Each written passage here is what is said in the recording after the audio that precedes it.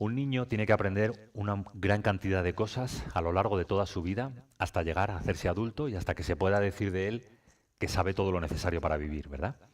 Ahora, en realidad es imposible establecer cuándo llega ese momento, porque en qué momento de nuestra vida dejamos de aprender.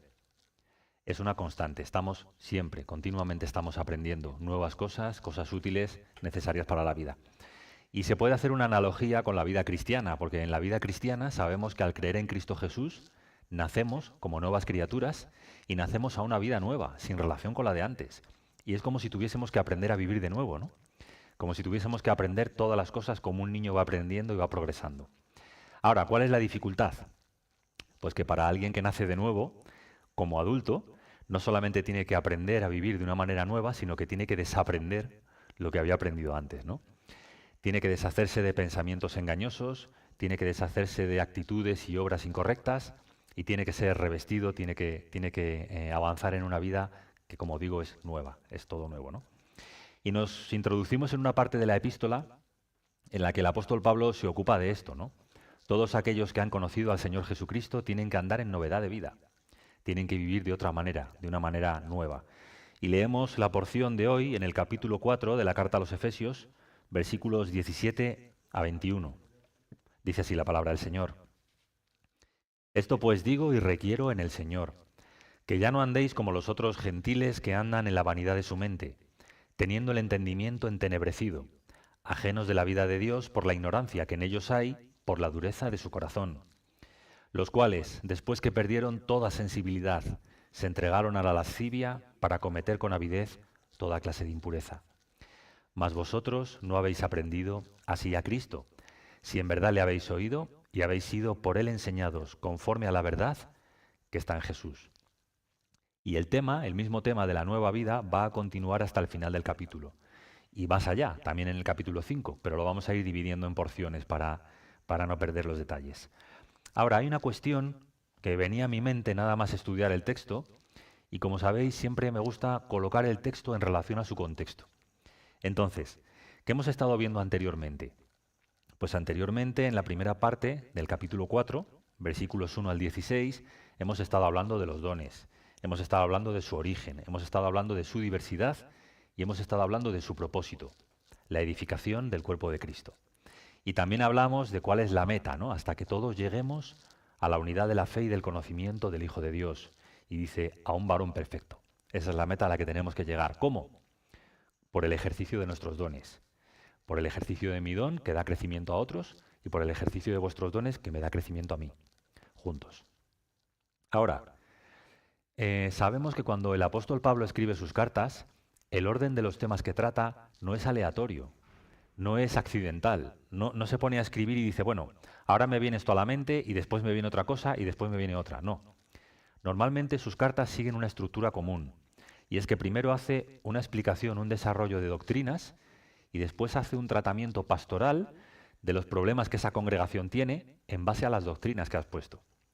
Y eso lo hemos visto en muchas cartas, ¿verdad? Yo creo que a estas alturas ya es algo que nos tiene que ser familiar. Ahora, si la estructura que pone el apóstol Pablo es intencional, este orden que hay aquí establecido me plantea una pregunta que os lanzo desde ya, ¿no? ¿Es antes el servicio y el ministerio a los hermanos, es antes que la santificación de uno mismo? ¿Antes que el cuidado de uno mismo, vamos a decir? ¿Debemos entenderlo de esa manera? Es decir, la intención de Pablo es, primero voy a hablar del ejercicio de los dones y de la edificación mutua, porque esto es antes que el cuidado que cada uno de nosotros tiene que tener de sí mismo. ¿Entendéis lo que digo? Yo veo que me entendéis, pero que no estéis convencidos con que ese sea el orden.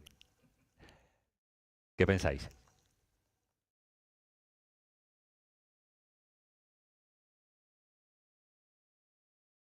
Muy bien. Entonces,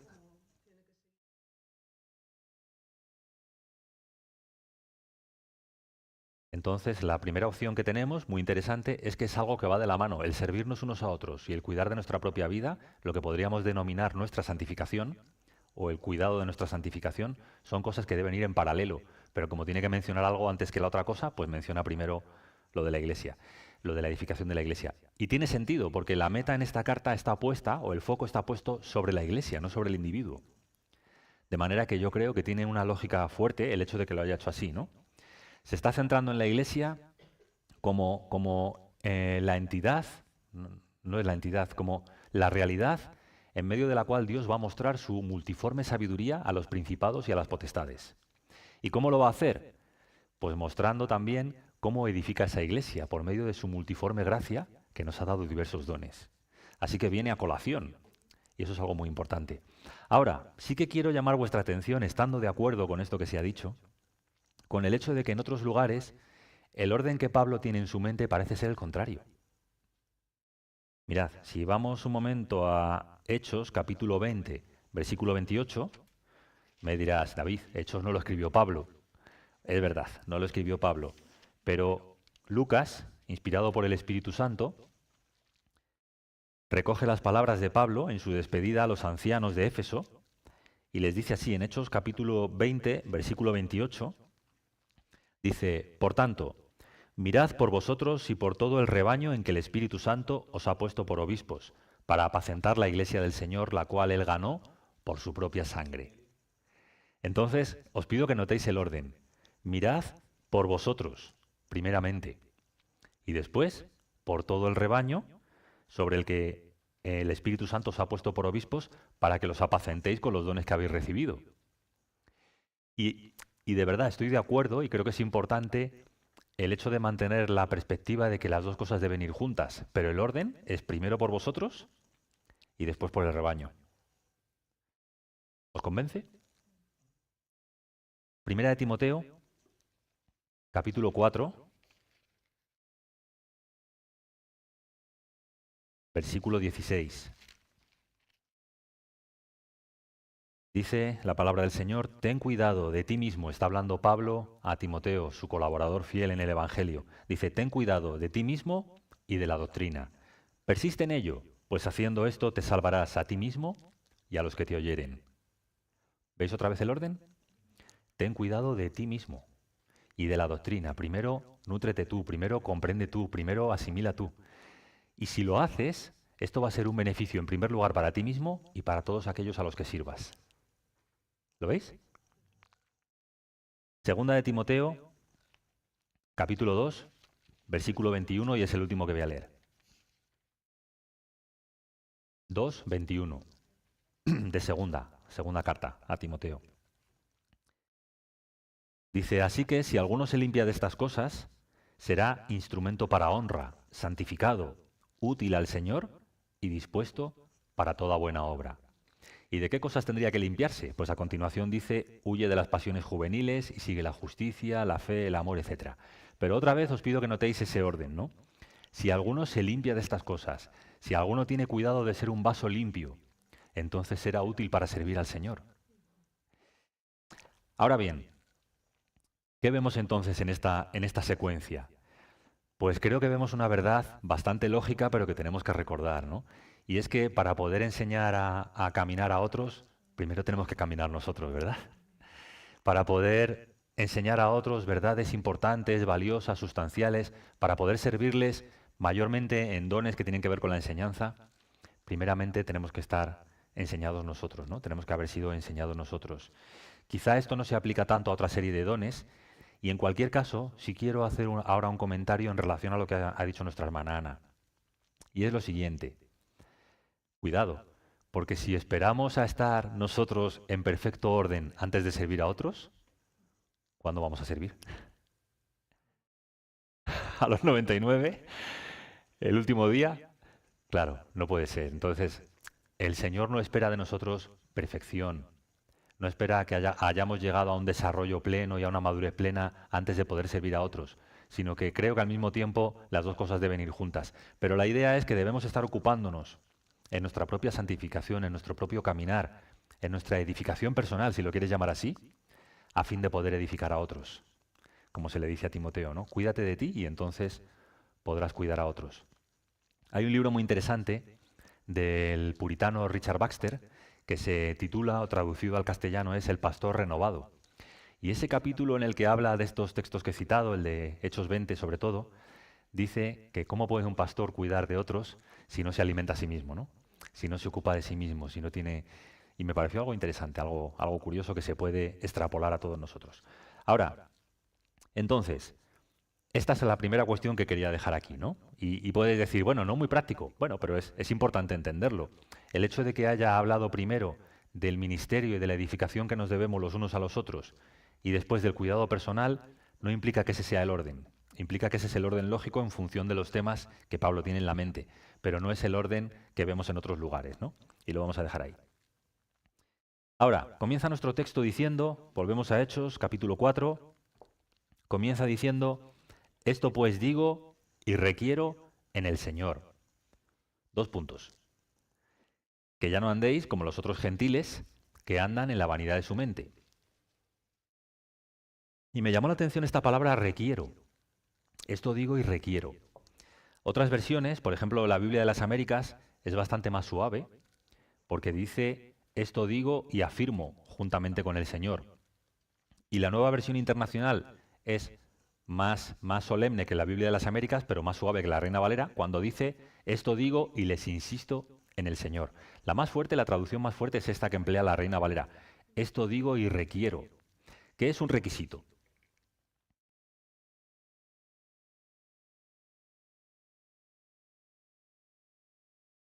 Efectivamente. Dice la traducción dice el diccionario que he consultado, una condición necesaria para que una cosa acontezca. Muy semejante a lo que has dicho, Samuel. Entonces, lo que está diciendo el apóstol es que este requisito, según la traducción de la Reina Valera, este requisito es imprescindible para que el cristiano llegue a su desarrollo. Que ya no andemos como andábamos antes. Y aquí otra vez tenemos que tener cuidado. ¿Por qué? Porque algunos ponen el énfasis en el requisito de manera equivocada, diciendo que sin nuestra colaboración, sin nuestro esfuerzo en nuestra propia santificación, no llegaremos a ser salvos. Y no está diciendo eso el apóstol Pablo. Pero por otro lado tenemos que tener cuidado, porque algunos dicen que la mera fe en el Señor Jesucristo sirve para ser salvo, aunque tu vida no sea cambiada en absoluto. ¿Veis los dos extremos? Entonces, por un lado, el requisito está ahí y somos nosotros los que por nuestro esfuerzo en nuestra santificación tenemos que hacer firme nuestra salvación. Y por otro lado, no, es que el requisito está mal traducido, es más bien un consejo, ¿no? Que si eres cristiano, bueno sería que vivieses de otra manera, ni lo uno ni lo otro. Como siempre decimos, entender bien las Escrituras es tener el equilibrio que el Espíritu Santo nos da por medio de diferentes textos. Y lo que nos está diciendo realmente es que es un requisito que todo aquel que ha nacido de nuevo, que todo aquel que está en Cristo, viva de una manera diferente a como vivía antes. Y como siempre digo también, las verdades fundamentales de la palabra de Dios pueden ser cotejadas o contrastadas en otros pasajes. Todos recordáis 2 Corintios 5, ¿verdad? Dice, si alguno está en Cristo, nueva criatura es. Las cosas viejas pasaron. Y dice, he aquí, todas son hechas nuevas. Si alguien dice que está en Cristo, que ha creído en Cristo, que ha confiado en Él y está en Él, y su vida sigue siendo igual que era antes, hay algo que aquí no cuadra, ¿verdad? Por eso dice la Reina Valera, y creo que traduce bien, esto requiero, no como un esfuerzo que va a culminar en la salvación, sino como una realidad que ha de darse necesariamente en todos aquellos que han confiado en Cristo, como una consecuencia. Siempre me gusta emplear esta palabra, ¿no? Como una consecuencia. Ahora, dice que ya no andemos como los otros gentiles que andan en la vanidad de su mente. Y aquí hay 2 palabras importantes que hay que entender bien, ¿no? Cuando hablamos de gentiles, ¿de qué estamos hablando? Porque los lectores de esta carta eran en una medida gentiles, ¿no? Entonces, ¿a qué se está refiriendo Pablo con gentiles? A los no creyentes, efectivamente. No solamente al que no es judío, sino al que no ha creído en Cristo. Entonces se está refiriendo en ese otro sentido. Porque como digo, una buena parte de la iglesia en Éfeso, ya lo hemos visto en el capítulo 2, eran gentiles, pero eran creyentes. Entonces no se refiere a los gentiles creyentes, sino a los gentiles como los que no conocen a Dios. Vale. Y dice también la palabra vanidad, que andan en la vanidad de su mente. ¿Sabéis que es una persona vanidosa? ¿Sí? Una persona orgullosa de sí misma, ¿no? Pero no es este el sentido que aquí tiene la palabra vanidad. Aquí la palabra vanidad tiene un sentido de algo que no tiene que es fútil, que no tiene valor, efectivamente, que no lleva a una meta valiosa, ¿no? Entonces, lo que nos está diciendo es que nosotros, los que hemos creído en Cristo, tenemos que andar de una manera diferente, vivir, andar es una metáfora de la vida cristiana, vivir de una manera diferente a como vivíamos antes. ¿Por qué? Porque la vida que vivíamos antes no tenía valor. Era una vida sin propósito. Siempre recuerdo cuando hablamos de vanidad, pues el libro de Eclesiastés, ¿no? De que la vida de los que no tienen en cuenta a Dios es como correr tras el viento. ¿Qué adelantas con perseguir el viento? ¿Lo puedes atrapar? Siempre bromeo con mis hijos en Sanabria porque en verano allí hace fresquito. Y digo, vamos a correr detrás del viento con un bote y cogemos un poco de aire fresco y luego lo llevamos a casa. Y lo soltamos en casa. Y cuando eran pequeños decían, ¿será posible eso? Ahora ya saben que no, espero. Entonces, correr tras el viento es algo inútil. Dice también el salmista en el Salmo 1 que la consecuencia de la vida de los que no conocen a Dios, finalmente, cuando sea juzgada, cuando sea examinada delante de Dios, será como tamo que arrebata el viento. El tamo es como cáscara que llevaba dentro el fruto, pero el fruto ya no está, y solo queda la cáscara, el envoltorio, y se lo lleva el viento. Es algo vano, es algo que no va a ningún sitio. Y es así como viven los que no creen. Y esto es algo duro de decir, ¿verdad? Es algo duro. Pero es así como hemos vivido antes de conocer a Cristo y como viven las personas que no creen. Y en los versículos 18 a 19, lo que hace Pablo es un análisis de por qué los escépticos, me gusta esa palabra, más que incrédulos, por qué los escépticos viven como viven. Hace un análisis de eso, ¿no? Un análisis que a la mayoría de nosotros nos debe ser muy familiar porque en otro tiempo también lo hemos sido, ¿no? Y dice que tienen el entendimiento entenebrecido y que tienen también, que son ajenos a la vida de Dios y que hay una ignorancia, eso tiene que una conexión con el entendimiento entenebrecido, como hay tinieblas en tu mente, hay una ignorancia y una dureza en el corazón, ¿no? Y vamos a hablar un poco de estas cosas. El hecho de que el entendimiento esté entenebrecido, tenemos que tener cuidado en cómo lo utilizamos, ¿no? ¿Por qué? Porque todos podemos reconocer que las personas, aun cuando no conocen a Cristo, pueden pensar y pueden pensar con mucha profundidad. ¿No tenemos excelentes científicos que se confiesan ateos? ¿Que hacen grandes descubrimientos y grandes avances para la sociedad, aun cuando no reconozcan a Dios? ¿Cómo lo explicamos? Porque sus facultades naturales y su capacidad de raciocinio para entender el mundo que nos rodea le ha sido dado por Dios como una gracia y funciona perfectamente. Claro que funciona. Por eso pueden hacer grandes descubrimientos que suponen grandes avances. Este entendimiento entenebrecido se refiere otra vez al plano espiritual. Y es imposible entender la vida y el propósito de la vida sin entender su plano espiritual. El ser humano no es solo materia. No somos solamente moléculas que se han unido, carne con vida, que está en este mundo un poco de tiempo y luego desaparece. El ser humano tiene una dimensión espiritual, un plano espiritual, y es en ese sentido, es respecto a ese plano espiritual que el entendimiento del ser humano está en tinieblas, está entenebrecido. Y el gran problema, fijaos, no es tanto las tinieblas espirituales que hay en la mente del hombre, sino que el hombre cree que ve, que entiende las cosas como realmente son. En Juan capítulo 9, lo van a proyectar ahora, Juan capítulo 9, versículo 41, el Señor Jesucristo ha sanado a un hombre ciego y los fariseos están interrogando exhaustivamente a este hombre acerca de cómo ha sido, porque se niegan a reconocer que Jesús es de Dios, ¿no? Están intentando sorprenderle, entender qué ha pasado. Y Jesús le responde al final del capítulo, versículo 41, dice, si fuerais ciegos, no tendríais pecado, mas ahora porque decís, vemos, vuestro pecado permanece. Ayer en la conversación que os conté antes que tuve con estas personas, me decían, pero ¿por qué hay tanta gente inteligente que no cree? Y decía, bueno, pues porque hay unas tinieblas. Hay unas tinieblas en la mente de las personas que les impiden abarcar todo. Pero fíjate, qué presunción es que el ser humano piense que con su limitada mente lo entiende todo. Y no reconozca que hay tinieblas en su mente y que en cuanto a las cosas que van más allá de esta vida no sabe absolutamente nada y depende por completo de la revelación de Dios. Ese es el entendimiento entenebrecido. Y dice después que la consecuencia es que somos o éramos ajenos, como todavía son muchos, ¿no? Ajenos a la vida de Dios. Que hay una gran distancia entre Dios y estas personas, ¿no? ¿Habéis oído alguna vez o habéis hablado con alguien que cree de alguna manera en Dios, pero tiene la sensación de que Dios está muy lejos? Y en un sentido es así, porque el pecado hace separación entre nosotros y Dios. Estamos excluidos de la presencia de Dios y de la gloria de su poder.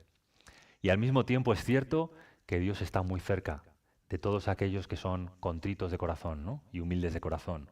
Pero esa sensación se corresponde con una realidad. Somos ajenos, no sabemos nada de Dios. Otra vez ayer me decían estas personas, pero ¿cómo podemos saber algo acerca de Dios? Y mi respuesta era, pues solamente a través de lo que Dios ha revelado, a través de su palabra. Porque nosotros por nosotros mismos somos ajenos de la vida de Dios. Y dice que hay una ignorancia en ellos, y fíjate, esa ignorancia, nuestra tendencia sería vincularla a las tinieblas de la mente, ¿no? Como hay tinieblas en la mente, hay ignorancia. Y es cierto, pero mira a qué lo vincula Pablo. A la dureza del corazón. Es decir, si al final nos ponemos a examinar cuál es el fundamento del problema de los que no creen, no es la mente, es el corazón. ¿Os sorprende? Mirad el Salmo 14, en el versículo 1. Salmo 14, versículo 1. Dice el necio en su corazón, no hay Dios. Este es el ateo, ¿no? Ahora, ¿de dónde saca esta idea el ateo? ¿De su mente? De su corazón. Es por la dureza del corazón, es porque hay un corazón en rebelión, es porque hay una disposición contraria a Dios que el ateo es ajeno de la vida de Dios, ¿no? Y está ajeno de él. No es una conclusión científica. Es una situación triste, ¿no? Cuando algunas personas se excusan diciendo que no pueden creer en Dios por razones intelectuales. En otras palabras, lo que te están diciendo es que tú eres tonto y por eso crees. Pero ellos son inteligentes y por eso no creen. No es cierto. La razón por la que los gentiles, en ese sentido que hemos hablado antes, no creen, es por la dureza de su corazón, es por la rebelión y el rechazo hacia Dios que hay en su corazón. Cuenta José, nuestro pastor, muchas veces esa anécdota de debates que se daban más en el siglo pasado en Inglaterra entre un famoso ateo o escéptico y un famoso cristiano, ¿no? Y debatían en público en un programa de televisión acerca de las razones de cada uno, ¿no? Y un día se fueron a comer juntos, el cristiano y el ateo se fueron a comer juntos, y el cristiano le preguntó al ateo, fuera de las cámaras y fuera de las personas que observaban y escuchaban, ¿no? Le preguntó, bueno, estamos hablando de razones y de razonamientos. Suponte que te pudiese presentar un razonamiento perfecto por medio del cual llegases a la conclusión inequívoca de que hay un Dios. ¿Te rendirías ante él? Y este hombre respondió, de ninguna manera. Y me gusta esta historia porque muestra cuál es la realidad del problema del ser humano. No es un problema de entendimiento, no es un problema de lucidez mental o de inteligencia, es un problema de rebelión, es un problema de dureza en el corazón. Un problema de dureza en el corazón que, por cierto, persiste en los cristianos y contra el que tenemos que luchar.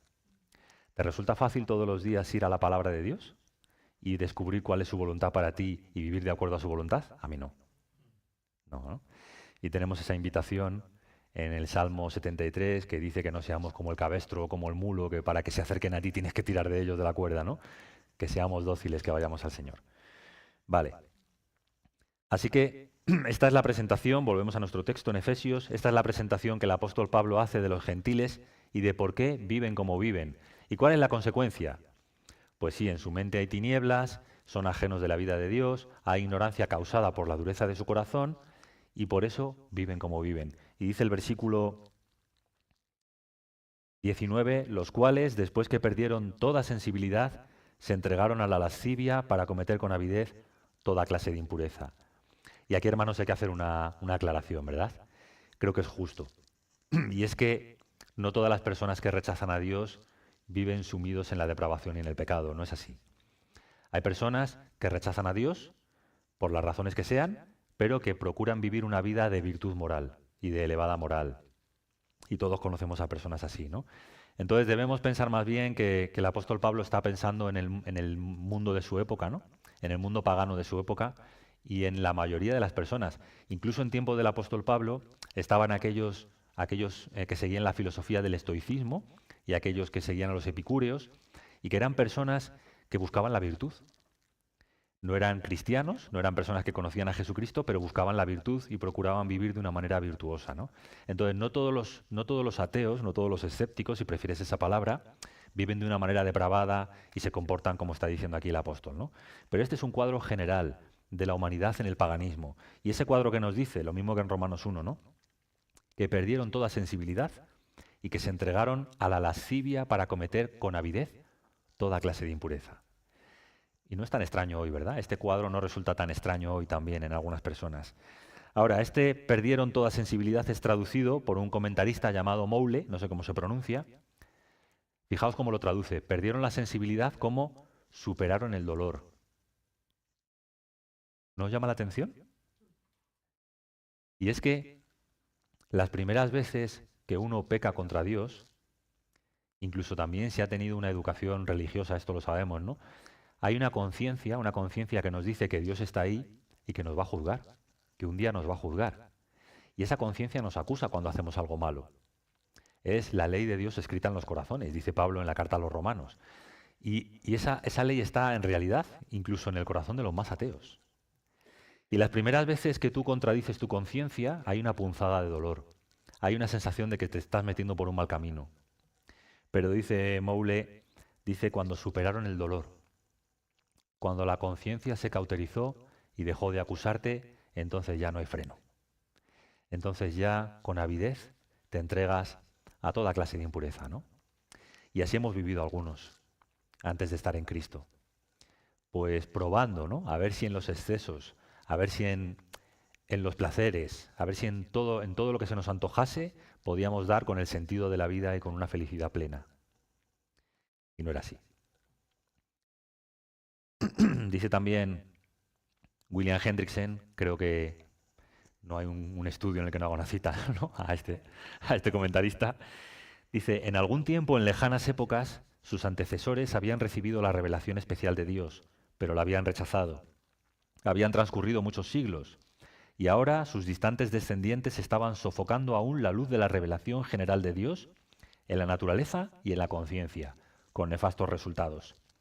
El centro mismo de su ser se había encallecido por determinación propia. En lo que respecta a esta palabra, encallecido, se puede traducir también como habiendo llegado a una liberación del dolor. Es la misma idea que Moule, ¿no? Supongo que los que saben griego pueden ver más claramente estas cosas. Llegando así a ser insensibles a la voz divina, la verdad de Dios. Hay quienes enfatizan demasiado la sensibilidad. Su religión nunca va más allá de las emociones. No están firmemente arraigados, les falta convicción. Pero los gentiles, a los que Pablo está describiendo aquí como caso ejemplar, habían tomado la dirección opuesta. Ellos llegaron a endurecerse como piedras, muertos a toda capacidad de responder a lo bueno. Y así es como se entregaron a la lascivia, ¿no? Ahora, esto me hacía pensar también, ¿no? Que hay personas que rechazan a Dios como una manera de evadir el sentimiento de culpa por la vida que llevan, ¿no? Si niego a Dios, soy el propio dueño de mi vida y no tengo que responder a nadie más que ante mí mismo, ¿no? Y esto es un paso previo necesario para poder entregarse a algo que sabes que Dios va a condenar. ¿Qué quiero decir con esto? Pues que al final las personas, creo que en el fuero interno de todo ser humano que se entrega a la inmoralidad, hay una conciencia de que lo que están haciendo no es correcto. Que hay una ley universal en el corazón de los hombres que dice que hay un bien y que hay un mal. Me llama la atención cuando tengo conversaciones con amigos muy escépticos que en algunos temas de actualidad tienen una posición moral bien definida. Y claro, mi pregunta es, ¿de dónde sale la idea de un bien y un mal si venimos de las piedras? Es algo curioso, ¿no? Esas contradicciones que suceden en el ser humano. Ahora, el énfasis o el contraste que Pablo marca es grande, ¿no? Dice, más vosotros no habéis aprendido así a Cristo. Y esto me hacía pensar, ¿no? Qué gratitud que el Señor haya venido a nuestro encuentro. Qué gratitud que Él haya alumbrado los ojos de nuestro entendimiento para que podamos comprender que hay un Dios y para que podamos comprender que su voluntad es buena, agradable y perfecta. Para que podamos comprender que hay otra manera de vivir, que se puede vivir de otra forma, según el diseño de nuestro Creador, y que esa vida es mejor. Esa vida nos lleva a una verdadera plenitud, una vida en comunión con nuestro Creador, con nuestro Hacedor. Esto debe ser real y debe ser una realidad en todos nosotros. Por eso cuando Pablo dice esto digo y requiero de vosotros, no debería estar diciendo esto digo y requiero contra vuestra voluntad, sino a favor de vuestra gratitud, ¿no? Deberíamos estar deseosos de vivir la nueva vida que Dios tiene para nosotros, porque esa es la vida verdadera, no la que teníamos antes. Antes, como ha dicho en otro lugar de la carta, estábamos muertos en nuestros delitos y pecados. Ahora tenemos vida. Ahora dice, y esto es muy interesante, notad el uso de la preposición. Dice, no habéis aprendido así a Cristo. ¿Lo veis? Tenemos algún lingüista entre nosotros que espero que no me contradiga y que no contradiga la traducción, porque yo veo un propósito interesante en lo que está diciendo aquí. Dice, podía decir, no habéis aprendido así de Cristo. Y la idea que nos quedaría entonces es, así como Cristo vivió de otra manera, aprended de Él vosotros y vivid de otra manera. Pero no está diciendo eso. Está diciendo, no habéis aprendido así a Cristo. ¿Por qué? Porque la nueva vida, que se supone que tiene que haber en ti y en mí como cristianos, es el resultado del conocimiento de una persona, de Jesucristo.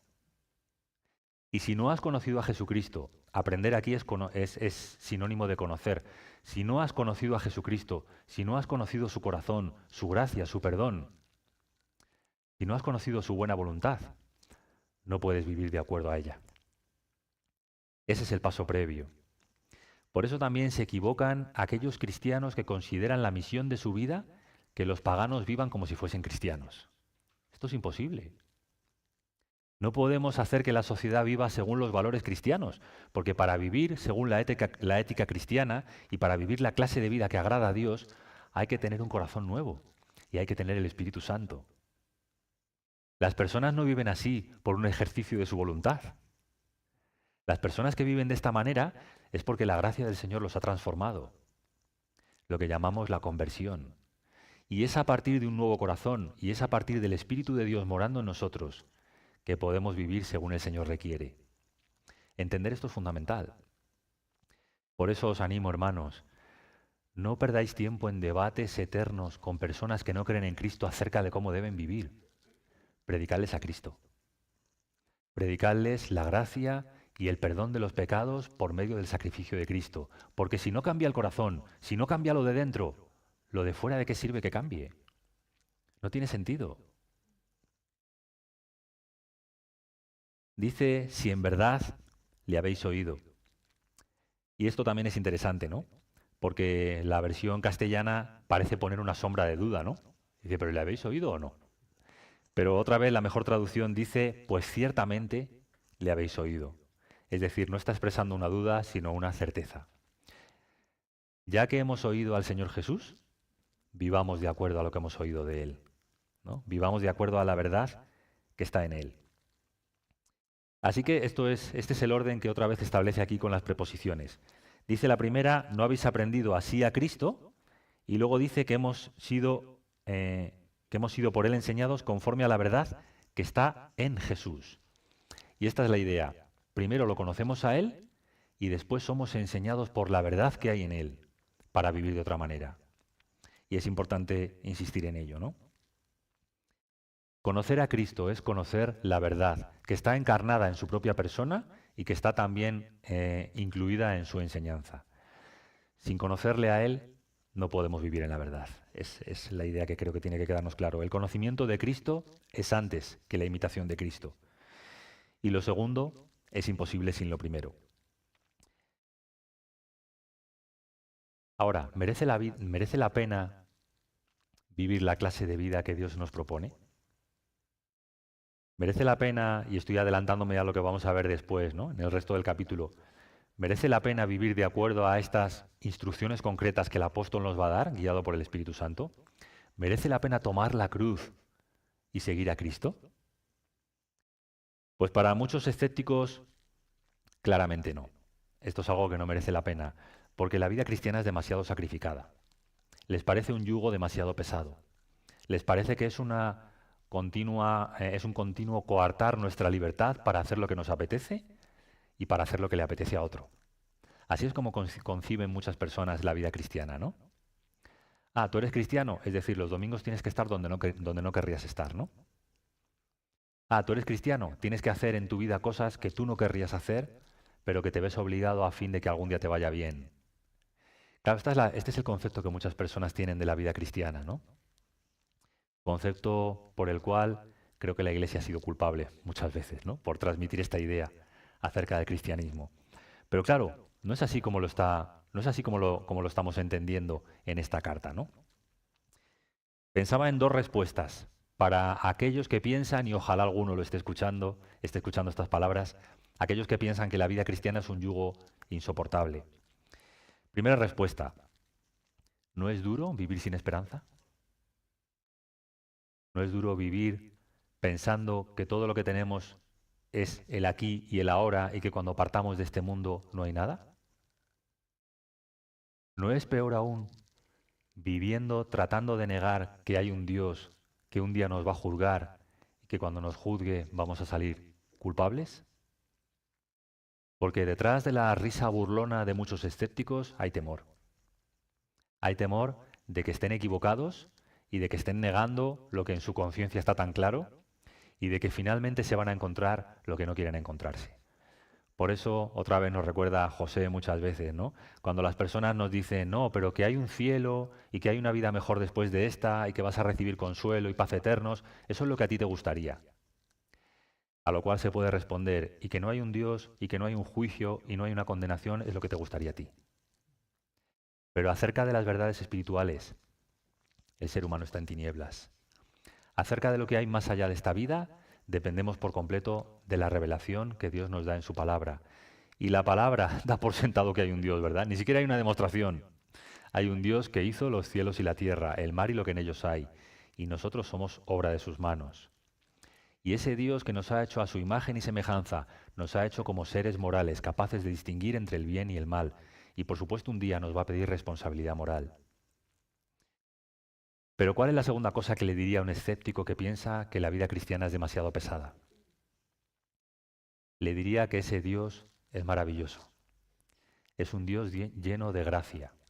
Es un Dios perdonador, que lo que busca no es nuestra ruina, sino que podamos vivir la vida abundante, la vida con mayúsculas. Esa clase de vida que ahora no conocen por más por más que digan que disfrutan. Esa clase de vida que aún nosotros como cristianos todavía no conocemos, porque aún no conocemos la plenitud de la vida a la que Dios nos ha llamado. Nuestra vida está escondida con Dios en Cristo. Y hasta que Él no se manifieste, lo que ahora vivimos no es lo que va a ser nuestra vida. Ahora, ¿cómo es Dios? ¿Cómo es el Dios que nos llama a vivir una vida diferente? Os voy a dejar con un solo versículo, con un versículo que me ha venido a la mente y que espero que os inspire en este sentido, ¿no? Está en la carta a los Hebreos, capítulo 1,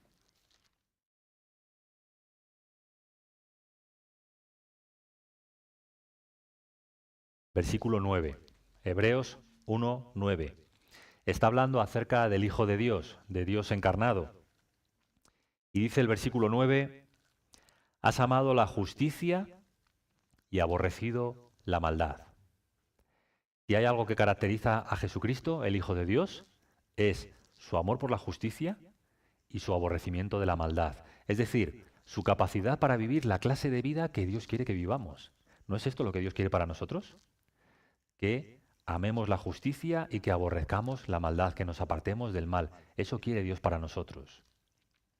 ¿Y no es esto lo que los escépticos consideran un yugo insoportable? ¿Una vida pesada y gravosa? Mira lo que dice después. Dice, por lo cual te ungió Dios, el Dios tuyo, con óleo de alegría más que a tus compañeros. ¿Cuál es el resultado de vivir la clase de vida que agrada a Dios? Una alegría que el mundo no conoce. Un óleo de alegría como ningún hombre en este mundo ha podido disfrutar. Si queréis pensar en una persona, en un ser humano feliz, gozoso y alegre, pensad en Cristo Jesús. ¿Cómo si no los pecadores estaban deseando escapar de los fariseos y estaban deseando comer y cenar con Jesús? Porque el gozo de Dios estaba sobre él, porque los pecadores podían ver que la clase de vida que Jesús tiene es la clase de vida que tú y yo necesitamos. La vida según la voluntad de Dios no es la ruina del hombre, es la salvación del hombre. Es la experiencia más plena de gozo y de felicidad que un ser humano puede encontrar. El apartarse de Dios es la destrucción, es el mal, es la muerte, es la tristeza eterna, es el llanto y el crujir de dientes, son la oscuridad y las tinieblas perpetuas. El entregarse a Dios, confiar en Él y rendir nuestras vidas a Él es el principio de la alegría. Esa alegría plena que estuvo en Cristo y que un día, como estuvo en Él, estará en nosotros.